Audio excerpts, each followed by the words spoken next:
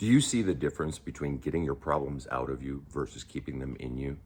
Have you spent so much of your life just fucking packing that shit down and assuming you're fine? Or do you say, well, I think about this stuff and I work on it on my own. I just think about it up here. But you don't ever actually get it out of you by journaling, by writing letters you don't send, by talking to a therapist.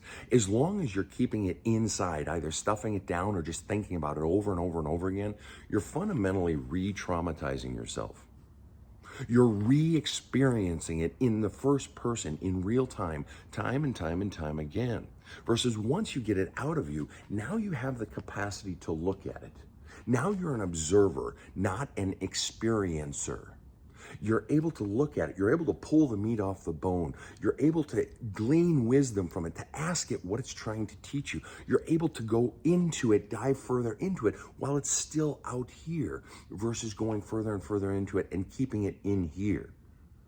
The purpose of journaling, the purpose of counseling, the purpose of having a dear friend or a loved one that you can talk your shit out with, who is empathetic and non-judgmental and doesn't try to fix you. The purpose is that it brings it out of you and you're not just re-experiencing it. So in my book, There's a Hole in My Love Cup, one of the things that I have in there is exercises, and I very often get people who say to me, Sven, I'm listening to your book on the audiobook, or I'm reading your book, but I'm not doing the exercises. And I say, yeah, I understand that.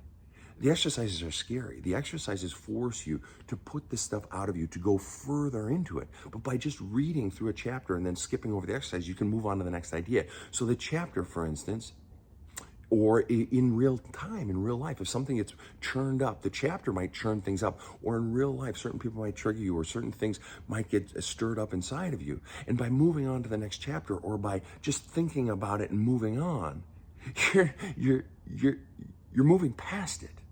You're not staying in it and allowing yourself to get the pain out and to learn from it and to get the wisdom from it.